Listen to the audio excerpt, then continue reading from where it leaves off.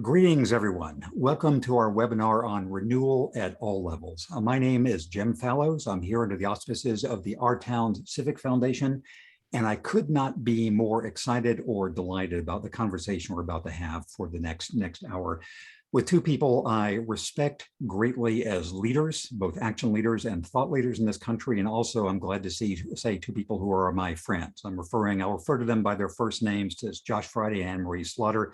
They will call me Jim, and we'll all be comrades talking about what can be done at the local level, the statewide level, the national level, and the global level.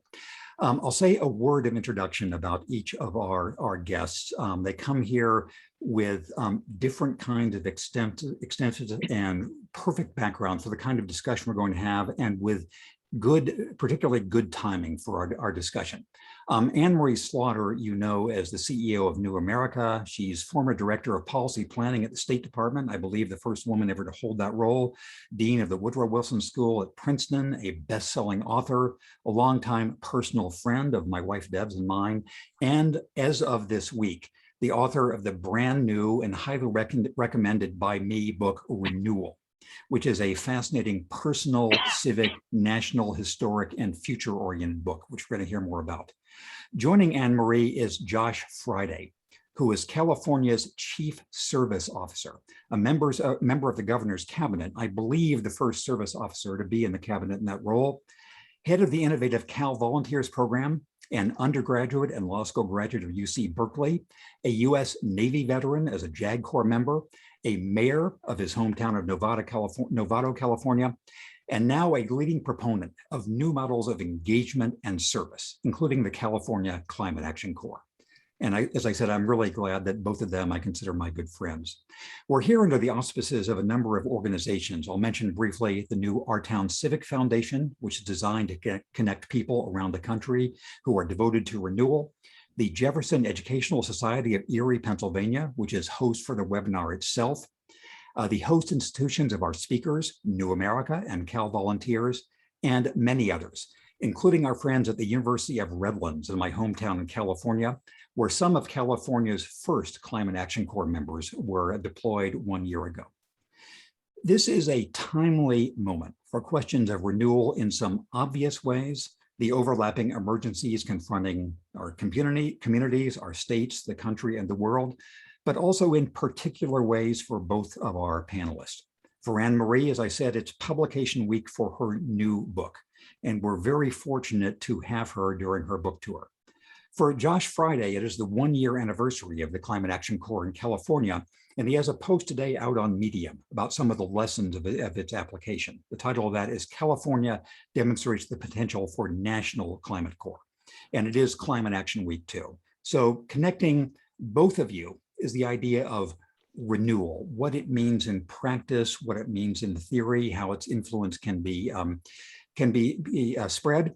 And as I've read both of your works and thought about the things you're both doing, I've come to think of you both, despite your different backgrounds or different parts of the country, your different fields of emphasis, as if you are complementary members of a choir or an orchestra, helping us understand something better and appreciate better than we could on our own. So I'm going to, as a housekeeping note, I'm going to lead the discussion between Josh and Anne-Marie for a while, and my friend and colleague Ben Spagan of the Jefferson Society in the Erie will be taking questions. You can submit questions to Ben as they occur to you via the Q&A function, and Ben will then feed them to me, and we'll get to them as we go along. We will have a hard stop less than 1 hour before our starting time. We could talk for many, many hours, but that's what our conversation will be. So what I'd like to begin with both of you, starting with Anne-Marie on the occasion of your new book, is about the different kinds of leadership and citizenship in the way each of you have been discussing, thinking about, and doing. And Anne-Marie, I was struck by a quote right in the beginning of your book. When you're talking about renewal at all levels, this is a very personal book about what renewal has meant in your own life, and it's also about the future of the country and the world. But a quote that sticks with me is when you say, renewal starts with honesty, radical honesty. Tell us what you think people should take from that statement, which is in a way the theme of your book. But tell us about radical honesty and what you would like us to know about it. Oh, thank you. So Jim, first of all, I'm always happy to be in conversation with you and with Josh, and particularly this week. And I just, for our viewing public, make it concrete. I have to at least hold it up. It's not very long. But so Jim, your question is exactly the right place to start. My concept of renewal itself is looking backward and forward at the same time. And the looking backward, whether it's as a person or as an organization or as a country, has to be done with radical honesty, by which I mean not flinching from our flaws. Right? And it's not natural to just sort of take it in, not try to rationalize, not try to deny, actually look at our flaws. And indeed, I even talk about running toward the criticism, actually finding out what people really think, and that's the first step toward renewal, because until you can see what's there, you can't change it. It's sort of the therapist mantra. You have to name it to change it, but neither can you then develop the muscles and the confidence and really the hope to build something new, because it will be on a false foundation. And just to give you, so my personal examples, I went through this professional crisis. And as you will remember, as a New America board member, one board member told me to run toward the criticism. I called every single board member and said, look, give it to me straight. Don't sugarcoat it. Don't be mean, preferably, but tell me what you think I'm doing well, but above all, what I'm not doing well. And the same thing with the staff, and the same thing with other people who had watched me work. And then I had to really take that in, and not only take it in at that moment, but look for whether there weren't patterns in earlier leadership positions. And that's what I mean by radical honesty. For people, it's our own flaws. For our country, I think we're in a period of radical honesty. When you have people like Clint Smith, or publishing, How the Word is Passed, or Heather McGhee with The Sum of Us, they're saying, hey, here's the part of our history we don't tell, right? And that many of us, many white Americans, don't want to tell. But we have, again, radical honesty.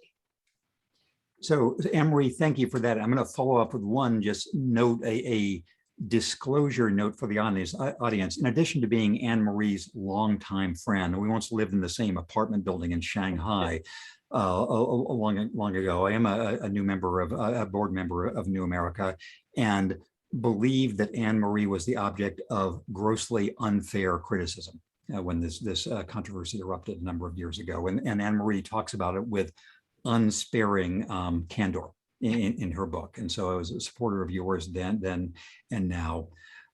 Josh, I'm going to ask you just as sort of a parallel theme about, let's just get on the table what is the big idea of what you're doing with the Climate Action Corps. And I'll try to knit these themes together, but Anne-Marie has told us sort of the big central idea of her book about radical honesty. What's the big idea of what you're trying to do as California's Chief Service Officer with the Climate Corps? Thank you, Jim. What an honor to be here with you and Anne-Marie. And that sounds like that would have been a really fun apartment building in Shanghai. Wish I could have been there for that. So thank you for this conversation. It is very timely. It's Climate Action Week here in California. We're celebrating the 1-year anniversary of launching the first ever statewide Climate Corps.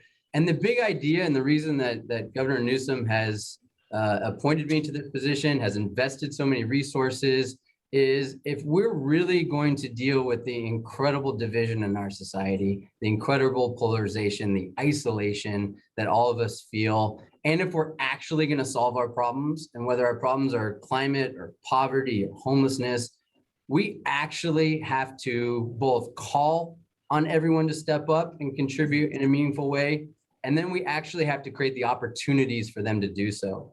And I think if we look back with radical honesty, as Anne-Marie so beautifully puts it, on the last, I would say 20 years, and we just all commemorated the 20-year anniversary of 9/11, I think many people in my generation, certainly, but across the country, look back with sadness that that after 9/11, when it was a time of, could have been a time of great national unity, many of us were asked to go shopping instead of serving, and we remember that.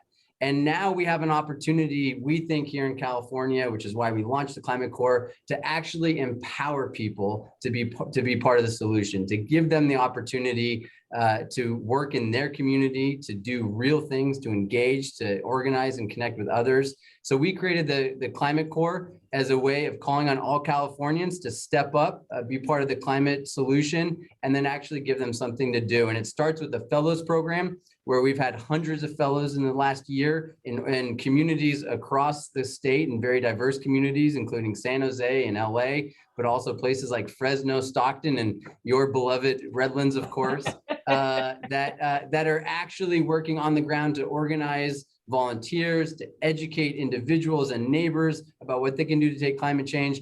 But the essence and the big idea is, it is time for us to empower everybody in our country to be part of the solution. It's not going to come from Washington. It's not going to come from Sacramento, from City Hall. We got to equip everyone with the ability to feel empowered. And that's what we're doing here in California with the Climate Action Corps.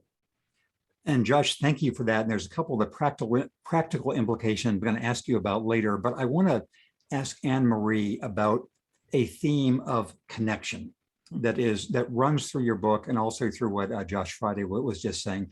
Something, I'll give you two precedents for this question, or premises. One is, your book is very much about connections. You start with your own personal reflections.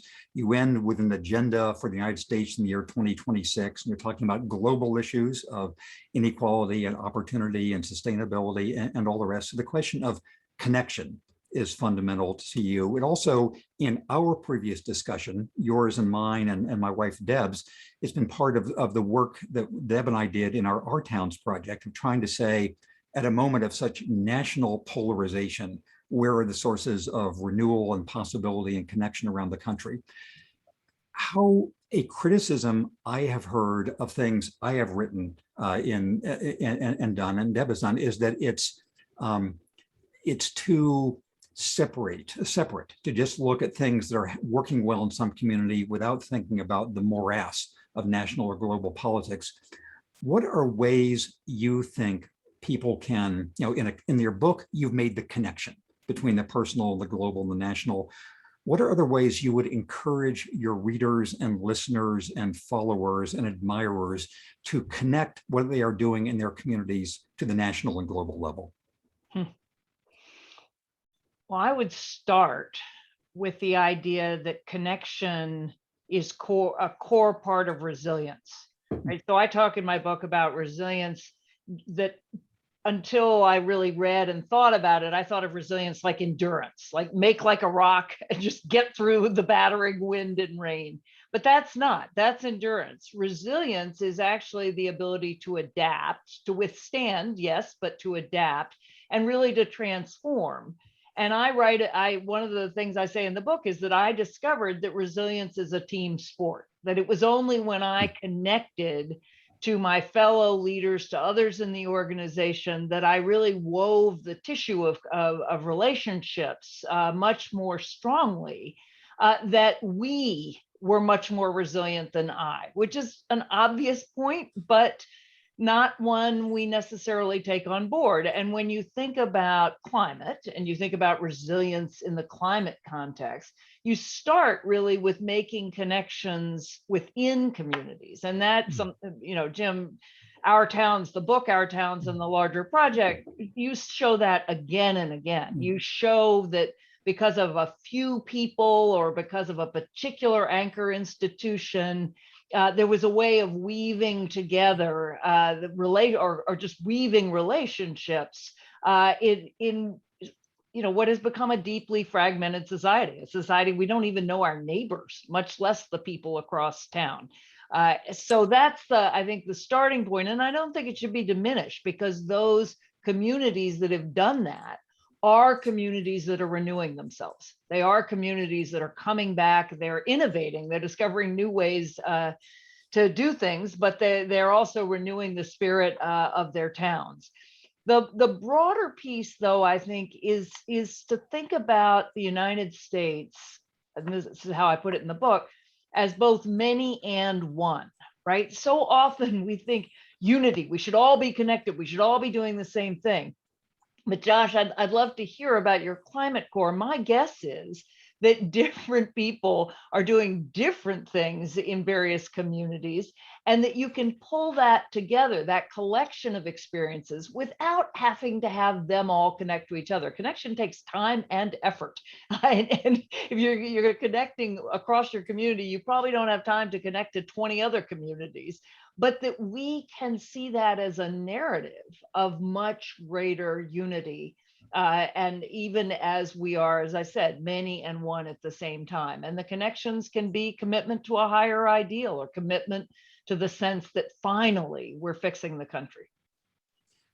And Josh, before you inviting you to answer that excellent question, let me just use one of Anne Marie's mentions of local innovators as an occasion to note today the death this week of one of the people who was a hero of our book, Our Towns, and also the movie, an artist named Charlie Jupiter Hamilton of Charleston, West Virginia, who actually narrates the final minute of the movie when, in front of this mural he's painted in downtown Charleston, he's reading a passage from Julius Caesar about there is on such a full tide. So I just wanted to mention that in his honor, that he died as after effects of Agent Orange years ago in Vietnam. He was a wonderful person who helped change the lives of everybody else in Charleston, West Virginia. But Josh, Anne Marie posed an excellent question for you. The microphone is yours. Yeah, well, thank you for honoring him and for all your work to showcase what is happening around the country, and certainly in California around climate, where connection is the foundation of everything that we're doing. So I love, Anne Marie, that's what you talk about. It is absolutely fundamental. We are in a disconnected society. People feel isolated from each other, and this was before COVID. So much less dealing with the COVID reality. And so what we are trying to do, and what we are building, and what we have built over the last year, is to create opportunities for people on big issues like climate to actually work together, to come together, build those connections. And yes, it looks different in every community. What climate is, how climate is talked about, the work that we do around climate looks different in Fresno from LA. And what one of the lessons you alluded to, a Medium post that we wrote about, one of the lessons we learned over the last year that we've shared and hope to continue to share with Congress and the Biden administration as this idea picks up momentum nationally in a very exciting way, is we have to build programs like this and invest in programs like this that allow for local communities to define both what they think the problem is and then also what they think the solution is. And then we have to invest in the civic infrastructure, which does take an investment. And this is a lesson that we have to learn as a country. We can't just talk about this. We have to invest it. We have to put our money where our mouth is. And we have to build a civic infrastructure that actually allows people to come together. And that's something that I would argue we haven't done for generations in this country. And democracy, in my view, will not work and will not continue to sustain if we don't invest in the ability to make these connections at a very, very local level. Totally. So Anne Marie, let me turn that to you. The ending of your book with your vision for 2026 is in a way as if what Josh is saying must happen actually happens, or what the consequences if it doesn't. You are a veteran of international and national level politics. You're a keen observer of it. You're a historian.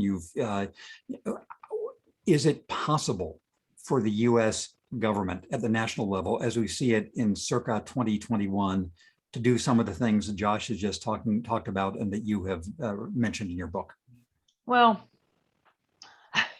I lay out a vision, and I do think we should use 2026, this hinge moment of between 250 years, again, as a white majority nation versus 250 years as a plurality nation.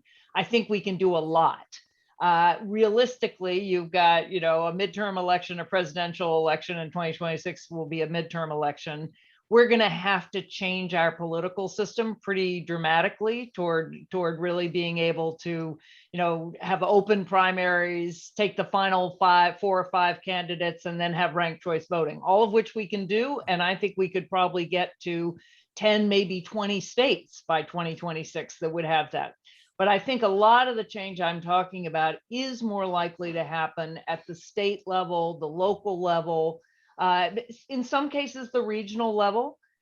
I think part of what we have to start with, though, and it sounds trite, but I really believe it, is just changing the narrative. We reflexively say we're horribly divided, we can't do anything, we're paralyzed. Suppose we really woke up in the morning and said, we are united in many ways, many more ways than we recognize. There are all sorts of places where Americans are in fact coming together and making change. We are in fact passing legislation, even in this Congress. We're passing legislation, the stuff that gets the attention, but other stuff. We are, and then start to point to it. I think it would give us more agency and hope, right? This narrative of constant division just makes you feel like all you can do is wring your hands and wonder what happened to the country. So I don't think narrative is all we need by any means, but I think we need to start with a vision of a country that is not as divided as the polls and the media would tell us. And I'll say one last thing. If my colleague Lee Drutman at New America just had this great piece in the New York Times where he said, "What party are you?" And you take a 20-question quiz and you come out as one of 6 parties. And his point is partly there's no middle ground. There are parties that are more, on the conservative side, and three on the conservative side, 3 on the liberal side. But there's a lot of overlap. I mean, if you had those 6 parties represented, you'd have the possibility of all sorts of coalitions that you don't have now. So, we're not, the Trump folks would be about 20%, the hardcore, the absolute hardcore, 20%. That is not this deadlocked country that everybody writes about. Yes, and a little factoid I'll introduce here is that the losing candidate in a presidential election has almost always gotten at least 40% of the vote. Barry Goldwater got 40%. Yep. Herbert Hoover got 40% against FDR, et cetera. There have always been blocks of people who have agreed and disagreed. Josh, let me turn Anne-Marie's question to you. You're part of the government in a state where more people live than any other state, that produces more wealth than any other state, and just went through a recall election about that had a result that many of the national pundits did not forecast, and where you have open primaries, or you have, the I don't know what the technical term, but it's not the party primaries. So what are the lessons from California about whether the narrative of functioning government can in fact be changed, given all the problems California deals with? Yeah, thank you for that question. I think last week's recall sent a clear mandate and affirmation that we need to keep going bold, and we need to keep going bigger and faster. And that's the lessons that Governor Newsom learned from the recall last week. I think we hope that's a lesson that the rest of the country learned, that government has played a critical role in the last 2.5 years on big issues across the board: bold action on climate, bold action with COVID, bold action on healthcare and other important issues. And I think the people responded to that in the recall. And so we feel very good moving forward. If anything, we feel a sense of urgency that we have. Time is fleeting, that we got to move faster. We got to go bigger. And so those of us who work for Governor Newsom feel that sense of urgency in a very real way. But if I could also comment on one thing that I think Anne-Marie said so well, which is that this narrative of division, what it can do is create a sense of paralysis, that these issues are too big, we're powerless, that there's nothing I can do because we're so divided.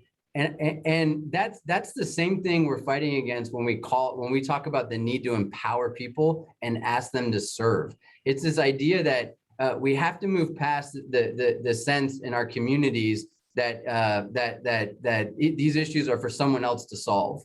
or climate change is a global issue and it's too big for us to take on. And we have to start saying to our people and changing the narrative in the way Anne Marie is talking about, to say, no, there's actually something that you can do. Here's what they are, and we're going to give you the tools and the ability to take action, but to send the very clear message that no, you have power. You are not powerless in this situation. And that is so important. That's a message that Governor Newsom talks about all the time. And that message was affirmed in last week's recall election. And Josh, if I could just follow up for a second, I was fascinated and actually wrote several months ago about the multi-tiered model you have in the Climate Action Corps of things. If people can commit a couple of years, great. They can commit a couple of hours, great. Can you just summarize briefly kind of the various steps that you've made available to people to do something about climate? Yeah, so as you mentioned, in California, the most populous state in the union, 40 million people, and we're trying to figure out how to activate them to take action. We've set up a framework and an approach where we like to say, whether you have a year to give or you have an hour to give, there's something for you to do, and we need you to do it. And we've set up a fellowship where if you give up to a year, you're going to receive a stipend to live, and you're going to receive a scholarship of up to $10,000 to go to school or pay down debt.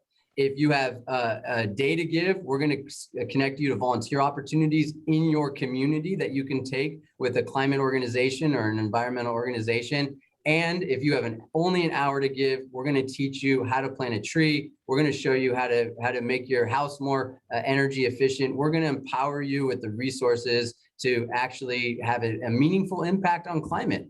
And the message is clear to all 40 million people who call California home. There's something that you can do, and we need you to do it today. Love that. So Anne Marie, I have a different kind of question to ask you, unless you have sort of that various step model of action too. It's about your copious work over the years about networks, about the way networks work within the community, within the country, or around the world. How we've been, excuse me, we're coming through a time when a lot of the odious effects of social networks are obvious to all of us.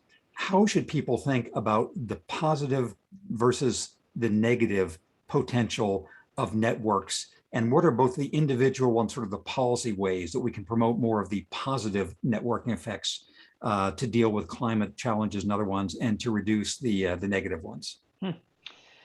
Wow. Yeah, networks are like technology, right? They are not inherently good or inherently bad. For every positive network I can point to, climate action networks of various kinds, I can point to Al Qaeda or drug trafficking or money laundering. All of those are criminal networks. We call that racketeering in this country, but those are they are connected people, and they have hubs, and so there's no magic in a network per se, but positive networks have a number of advantages. One, they're much more horizontal, right? This is not command and control, right? That's a hierarchy. The hierarchy, you have people at the top and they tell other people what to do. In networks, you have people at the center. You have a hub, although you can have a decentralized network and have multiple hubs. And those hubs are also sort of centers of power, but they work by mobilizing, by connecting, by sort of orchestrating action and catalyzing action in various ways, by curating who is going to be part of the network and how is the network going to be designed. And a well-designed and activated network has a number of properties. It allows for lots of diversity in the different hubs. Like I'm sure I could map, Josh, your climate core as a network, and I could show you, as you said, different cities would probably be different hubs, or maybe different issues. Some folks are planting trees, and some folks are, strengthening resilience against floods, or whatever it might be. But there's a lot of opportunity for a sort of standard template, but lots of people to do it in a different way. And there is a way of really making people feel like they're part of something. And so, Jim, how do you do that? We have to invest in the connectors. Right? I spend my life trying to convince foundations that simply connecting people in an email group or a chat or any of the ways we're connected won't do it, right? You need active network orchestrators or systems catalysts or, collaboration managers. There are many names. And again, Jim, I'd point to your and Deb's work where you go into these towns and you find these people. And some people do it like breathing, right? They just attract other people to them and they mobilize them. But often it really is a set of functions and it's work. It's real work. And part of what we have to do is recognize it, value it, in many cases, pay for it.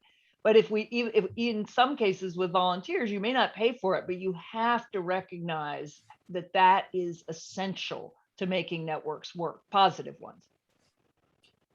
So a housekeeping note before turning that same question over to Josh. So a number of good questions are coming in via Q&A, so please feel free to keep them coming and I'll turn to those in a moment.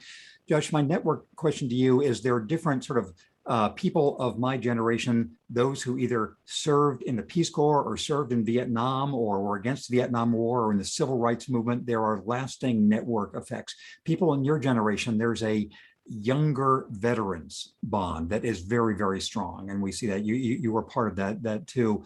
What kind of network are you trying to create with the Climate Corps and what have you seen so far in that potential?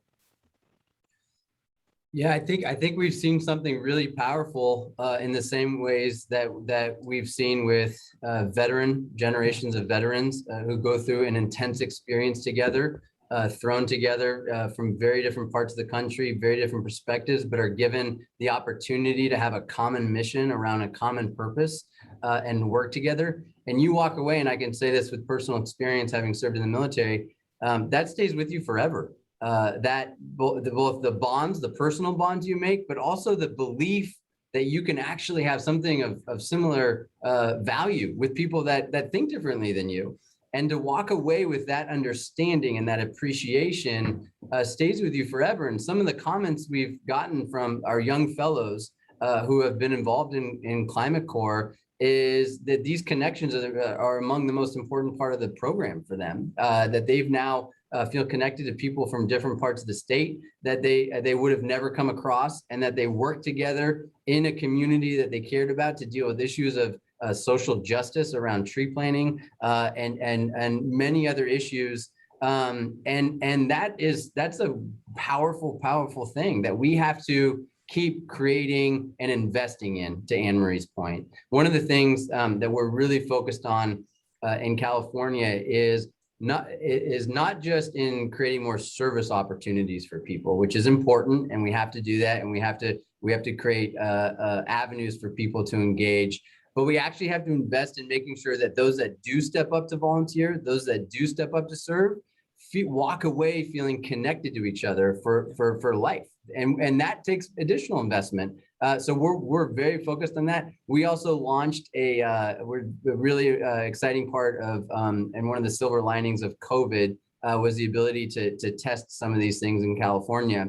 But to Anne Marie's point of neighbors not knowing each other, we launched the first week of COVID a neighbor to neighbor campaign to ask everyone in California, and we partnered with Nextdoor to reach literally millions of Californians, to call on Californians, to check on a neighbor, to make sure that seniors had food, that they had groceries, that they had access to their drugs. And the program has taken off, and we're going to continue to invest in it and to build the local leaders who can lead neighborhood programs and to ask neighbors to help each other. So really important part of the work, and it's something that we're going to continue to invest in a big way. And there's a question that's come in about a related issue, which I'll get to in a second. I would just want to have, I guess, one more question from me to both of you.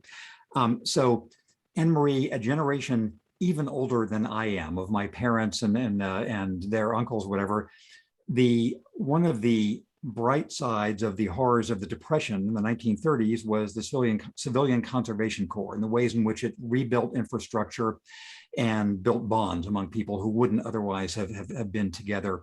I've written about Josh's programs as being a potential model, the statewide model nationally. What is the potential for having this kind of model get any kind of nationwide traction? Are there ways do you think the U.S. could use its infrastructure program to actually put money into the network building and service of the kind that California is showing us?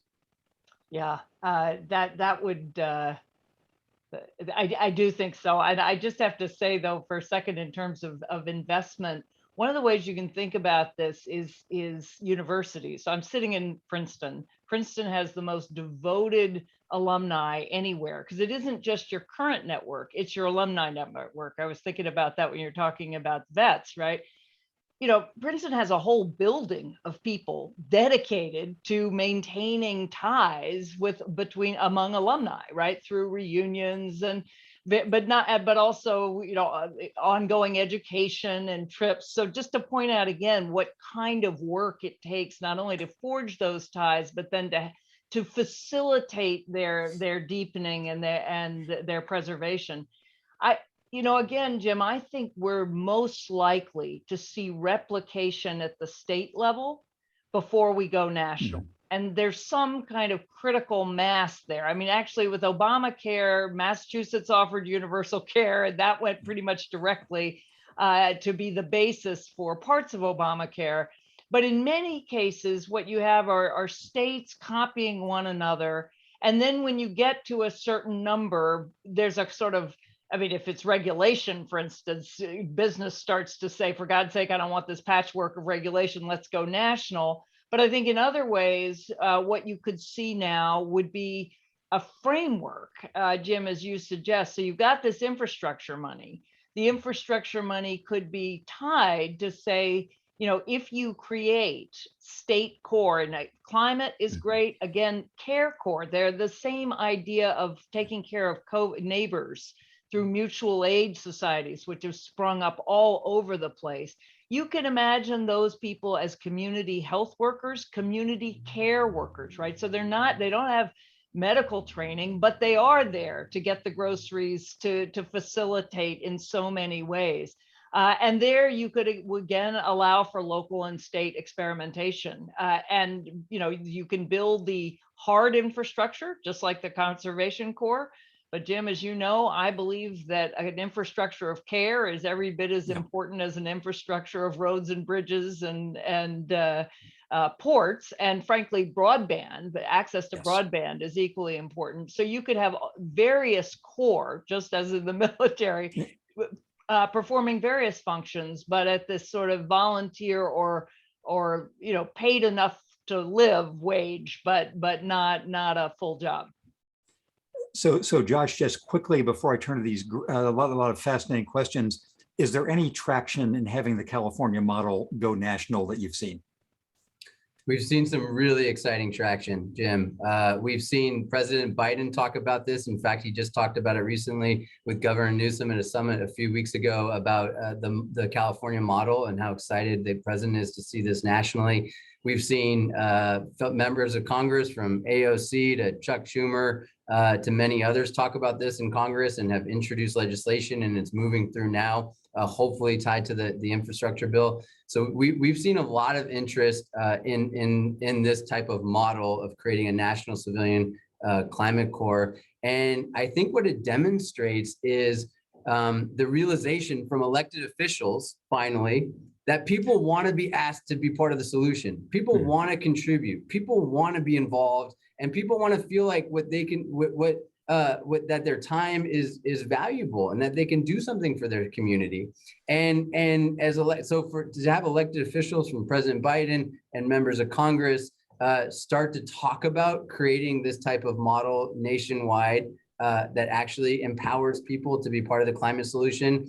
And we know the younger generation especially is so passionate in such a needed and important way about this issue. To us is very encouraging. And again, it's going to show that California is just going to keep leaning in and going bigger and bolder with our ideas. Helps having a vice president from California. We appreciate her very much. So here's a question for both of you. And lots of questions have come in about leadership, about inclusivity, about equity. Question, I'll start with Anne Marie. How do you remain an honest and transparent leader in the field of public service or public affairs when there are more questions than answers, when people are relying on you to find solutions of massive issues?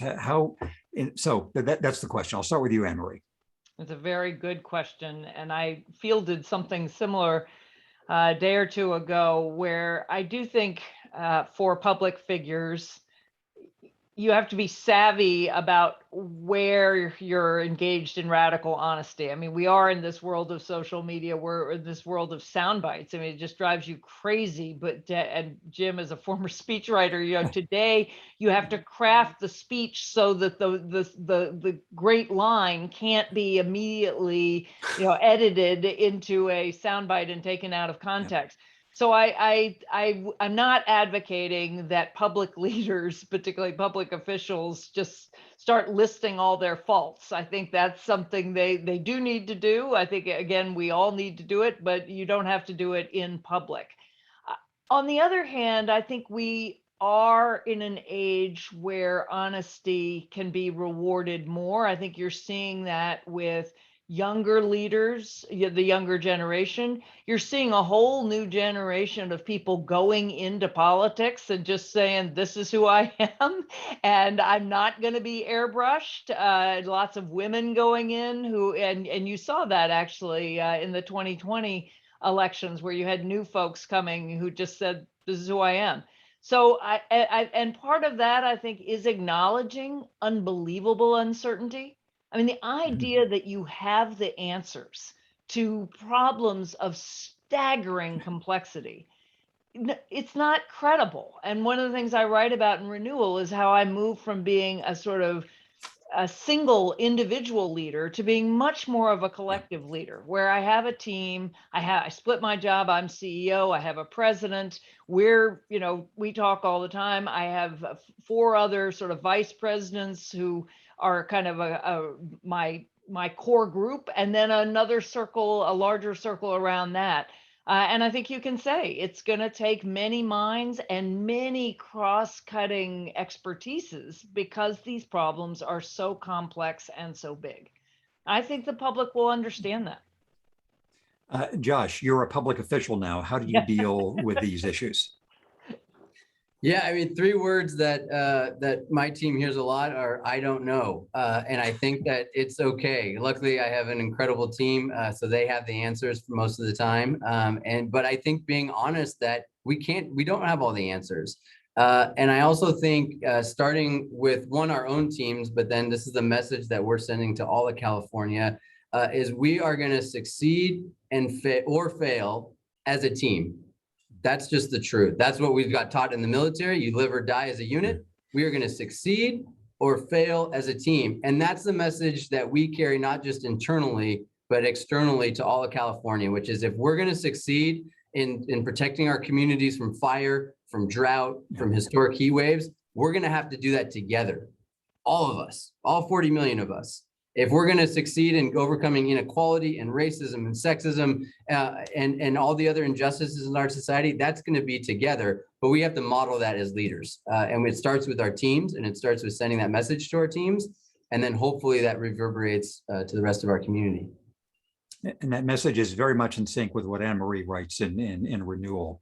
Here's another related question. Again, I'll start with you, Anne-Marie. It says, question, a Berkeley professor said that progressives have not done a good job of defining and stating what we're doing, while the conservatives have created good slogans and mantras that work great. An example would be the term climate change.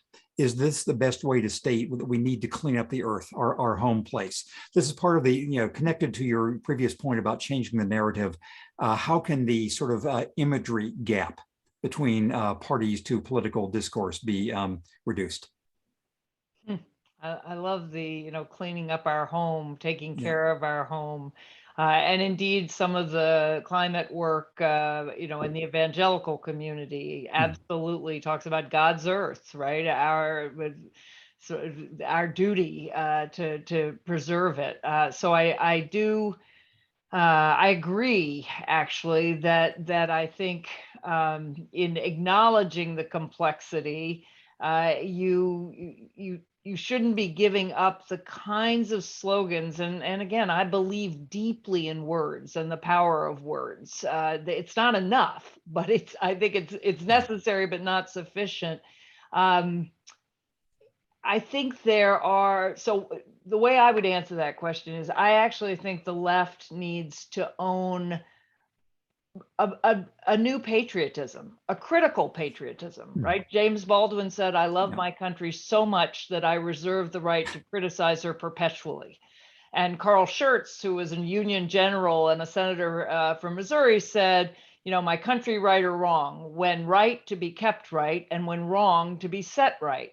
And I actually think we should be embracing a lot of the words, the slogans in the Declaration of Independence, right? You know, these truths: equality, life, liberty, the pursuit of happiness, the Gettysburg Address, the Pledge of Allegiance, and talking about how we're not living up to those and what would it take to make them true, right? This is what holds us together. This is how we were founded. Yes, those founders were deeply hypocritical. That's part of the complexity. There is no one beautiful Manichaean, dichotomy, which is not words I'd use on the stump either, but but those words have inspired change makers and reformers for generations. And what does it take to make them true today? What does it take to make this country still, the land of the oh beautiful for spacious skies, right? There's a lot to draw on. And I think the left is often uncomfortable with that language, which then hands it to the right. And that's ridiculous. We can all be patriots in our different ways. So Josh, before asking you about the rhetoric of climate change and imagery, I'll just say that, Anne-Marie, your point about the power of words, limited but profound, is one that resonates with me. As I happen to remember, in 1977, Jimmy Carter gave a commencement address at Notre Dame, essentially on exactly this point, that we don't think that words alone will change everything, but our own history opens our eyes to the power of words, from Thomas Paine to Martin Luther King, et cetera. So yes, this is I am glad to hear you emphasizing this crucial point. Josh, how do you think about imagery and words in your work? Yeah, really important question. It's part of what we were talking about earlier about how, and this is one of the lessons we hope that the national government takes in setting up a national climate corps. We have to be very sensitive and supportive of local goals and local communities, and understand that for LA, it's about social justice and planting trees in communities who have been discriminated against for decades, with policies that have left no tree canopy and makes the communities much hotter than wealthier parts of the community. And that's because of climate change. And in places like Fresno, it's about beautification and pride in your community. And it's not about climate. It's not about the planet or the green earth. It's about beautifying your street. And so creating the flexibility, I think, to say we're going to invest in the resources for each community to define what their goals are, define the problem, the goals, and then how to tackle it, we think is really important and is part of what we're doing. And Josh, to follow up with you, you've begun to answer the theme of a number of questions that have come in. Let me just read excerpts from a couple of them and have you and Anne-Marie respond. One is, question, how do we continue to make volunteerism attractive to underprivileged individuals without access to many basic needs? Many of these people are already engaged in unofficial volunteerism, church services, caring for youth in the neighborhood. Another one says, Josh, Fryday, can you bring your program to my low-income community? Many people in the LA suburbs live below the poverty line and thus have to work 2 or 3 jobs just to pay rent. Leisure volunteering is non-existent here. So you've begun to talk about that, but say more in response to those questions. Yeah, well, first of all, our hope in California is to bring these programs everywhere. So that's part of our goal. So yes, we hope to come to your community. But it's a really good question about how we talk about volunteerism and service. And I think it starts with leaders. When we say we're calling on people to be part of the solution, we're calling you to take climate action, or we're calling you to help with homelessness or to check on a neighbor. We have to point out and identify that literally everyone can do something that matters, and I think that's also an understanding and shows appreciation that everyone's experience has value. That we launched a really incredible, to give an example, program that I'm very proud of called the Justice Corps that takes formerly incarcerated young people and gives them a stipend and a scholarship for college to then help other people who are transitioning out of the judicial system navigate. And to me, what that is that is us saying to formerly incarcerated young people, your experience matters. Your experience has real value to the state of California and to our communities, because you are going to be able to help other people transition. And to every Californian who has an hour or a year, you can do something that matters to the community, that can contribute in a serious, meaningful way. And so that's the message that we're trying to get out. Now, that does take a lot of investment into thinking about how do we make our service programs more equitable? How do we pay more? It's something we talk about a lot. We have to pay our service members more. We have to create incentives for people to be able to give back. I was lucky enough when I came home from the military to buy a home because I had access to the VA loan. So that was our country saying, we're going to appreciate your service and we're going to create economic incentives. We have to do the same for volunteering and for service, because it's that critical for our democracy to be strong and for us to continue to prosper. Anne Marie, I know you write about this theme a lot in Renewal. Tell us how you would respond to these questions. You know, I was thinking about the point that many people are already doing what we would call service. So absolutely, you know, the people who are taking in the children often of relatives who are either incarcerated or unfit in some way. I mean, you know, we've got grandmothers raising kids around the country.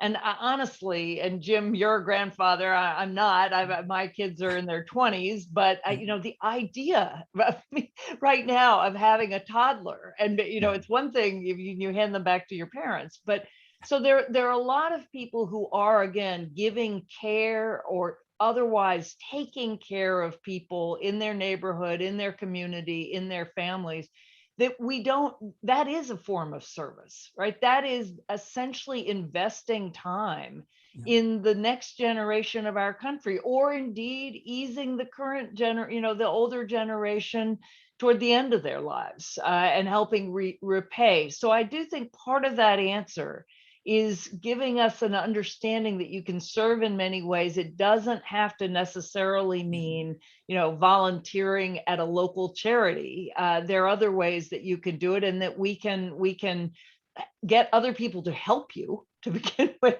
but also to value that. So Anne Marie, here's a follow-up question that comes directly for you. And it's by the same person who asked a question to Josh Fryday of how to get you to come to my low-income community. You'll see why I'm asking it. Question for Anne Marie Slaughter.